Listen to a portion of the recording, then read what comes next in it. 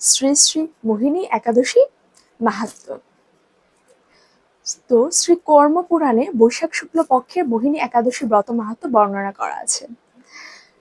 মহারাজ যুধিষ্ঠিরও পরমেশ্বর ভগবানের কাছে এই ব্রত কথা শ্রবণ করতে চেয়েছিলেন। তখন পরমেশ্বর ভগবান বলেছিলেন যে বশিষ্ঠ মুনির কাছে শ্রী রামচন্দ্র একই প্রশ্ন করেছিলেন, এবং উনি একটা প্রশ্ন করেছিলেন কি, যে আমি জনক নন্দিনী সীতার বিরহজনিত কারণে বহু দুঃখ পাচ্ছি, তাই একটি উত্তম ব্রতের কথা আমাকে বলুন যার দ্বারা সর্বপাপ ক্ষয় এবং সর্বদুঃখ বিনষ্ট হয়।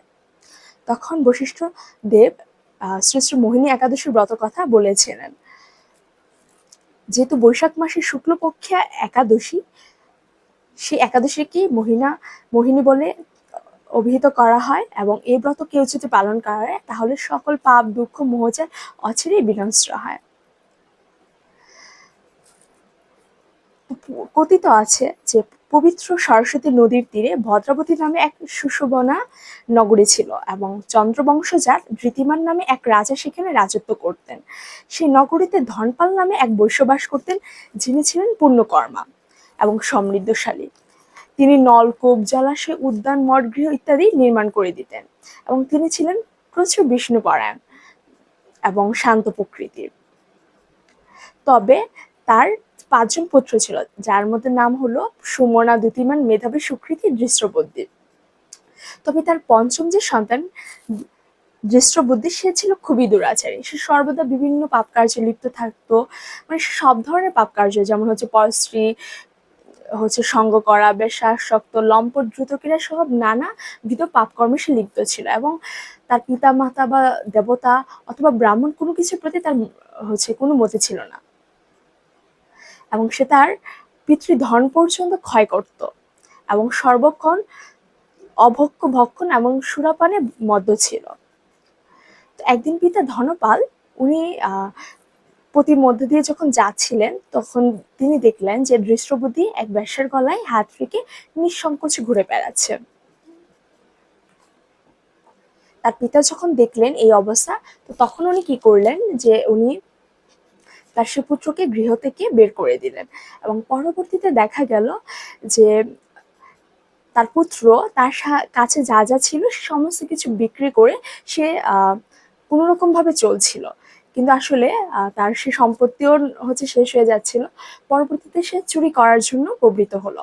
তো চুরি করার পর সে অনেকবার ধরা পড়েছে।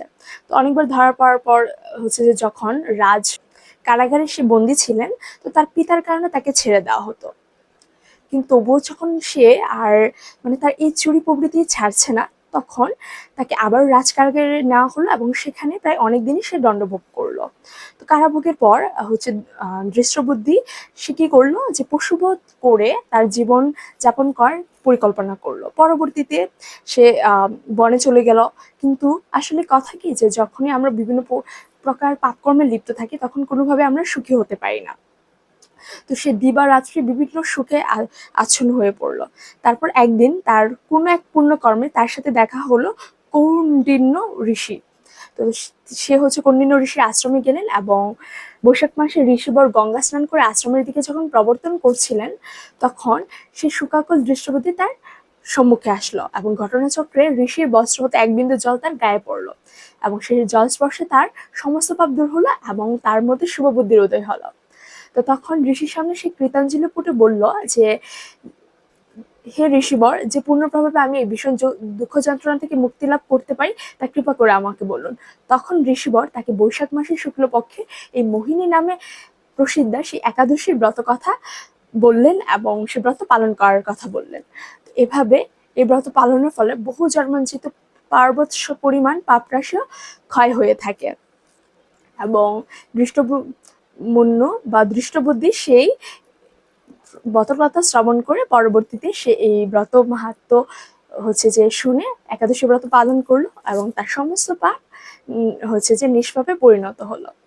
তো পরবর্তীতে দেখা গেল সে যখন সমস্ত পাপ থেকে মুক্ত হলো, তখন গরুরে আহরণ করে সকল প্রকার উপদ্রবহীন বৈকুণ্ঠ ধামে সে প্রবেশ করলো। তো এটাও বলা আছে যে কেউ যদি এই মোহিনী একাদশী ব্রত পালন করে, তাহলে যজ্ঞ, তীর্থস্থান, দান ইত্যাদি সমস্ত পূর্ণ কর্মের চেয়ে বেশি ফল সে লাভ করতে পারবে, এবং কেউ যদি ব্রতকথা শ্রবণ করে তাহলে সহস্র গোদানের ফল লাভ হয়। তো অবশ্যই সবাই শ্রী শ্রী মোহিনী একাদশী পালন করবেন এবং সুখী হন। হরে কৃষ্ণ, রাধে রাধে। জয় জয় মোহিনী একাদশী ব্রত কি জয়। হরি বল, প্রণাম।